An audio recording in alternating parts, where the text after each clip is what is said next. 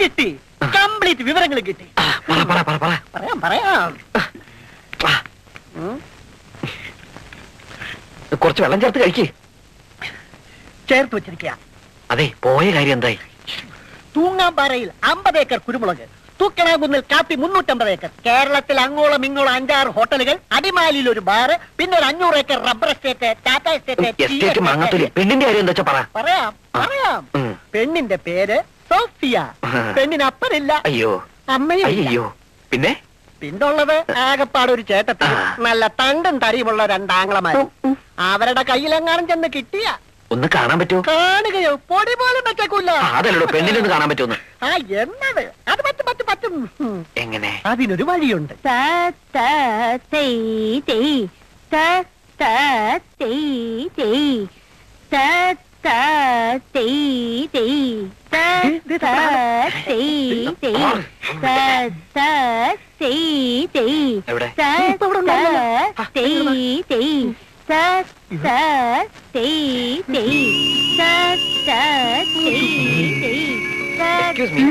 ഈ dance school എവിടെ കണ്ടു? നല്ല പരിചയമുണ്ടല്ലോ.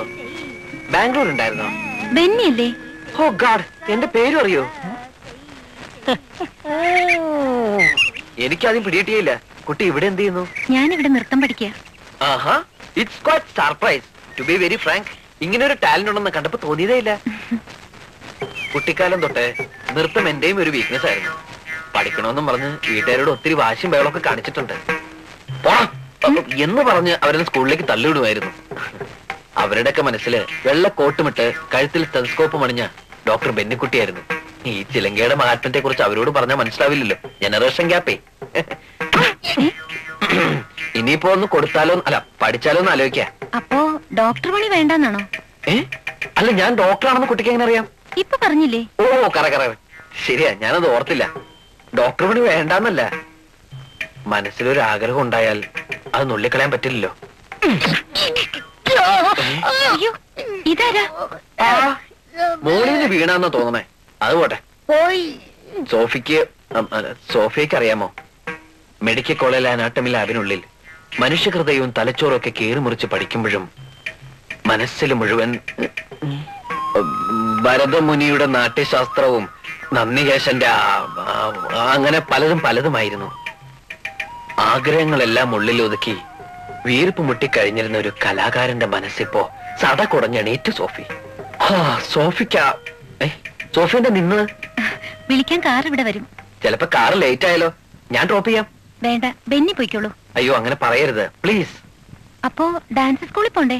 ഓ, എന്തായാലും ഞാൻ ഡ്രോപ്പ് ചെയ്തിട്ടുള്ളൂ. വേറെ കാര്യം, ഫസ്റ്റ് ഡ്രോപ്പ് ദെൻ ഡാൻസ്. വരൂ പ്ലീസ്. ഒന്നും പറയണ്ട പ്ലീസ്. എനിക്ക് അറ്റ്ലീസ്റ്റ് ഒരാളെങ്കിലും ഡ്രോപ്പ് ചെയ്തില്ലെങ്കിൽ അന്നത്തെ ദിവസമേ ഉറക്കം വരില്ല. എന്താന്നറിയില്ല. വേറൊന്നും ഞാൻ നിർബന്ധിക്കില്ല. ഒറ്റ ഐസ്ക്രീം പ്ലീസ്. വീട്ടേ മുതലാളിയുടെ പെങ്ങൾ വന്ന് അങ്ങോട്ടേ അവിടെ ഇരിക്കാം.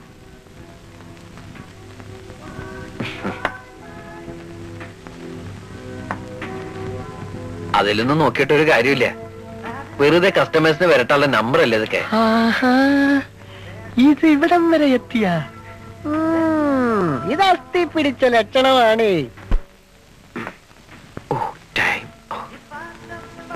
സോറി, മാറി.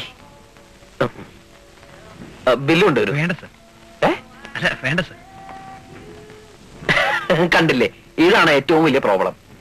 ഒരു കടയിൽ കയറി സാധനം വാങ്ങാൻ പറ്റത്തില്ല, ഒരു തിയേറ്ററിൽ കയറി സിനിമ കാണാൻ പറ്റത്തില്ല. കാശ് വാങ്ങില്ലെന്നേ. അല്ല, അവരെയും കുറ്റം പറഞ്ഞിട്ട് കാര്യമൊന്നുമില്ല. പ്രഗത്ഭനായ ഒരു ഡോക്ടറോട് നാട്ടുകാർക്ക് ഉണ്ടാവുന്ന ബഹുമാനം ഇറ്റ്സ് ക്വൈറ്റ് നാച്ചുറൽ. ഇതിന്റെ ഓണർ അപ്പച്ചന്റെ ഒരു ഫ്രണ്ടാ. ഇല്ലാത്ത അസുഖങ്ങളൊന്നുമില്ല. ഗ്യാസ്, ഷുഗർ, പ്രഷർ, പിന്നെ വേറെ സാധനം ഉണ്ടല്ലോ, ഓർക്ക പറയാൻ കൊള്ളില്ല, പൈൽസേ.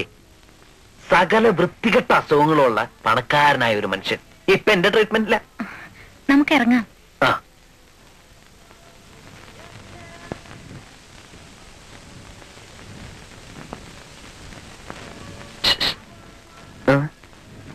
എന്താ ചേട്ടാ കാശ് വേണ്ടെന്ന് പറഞ്ഞ? അത് പിന്നെ മുതലാളിയുടെ പെങ്ങടയിൽ നിന്ന് കാശ് വാങ്ങാൻ പറ്റുമോ സർ? ആ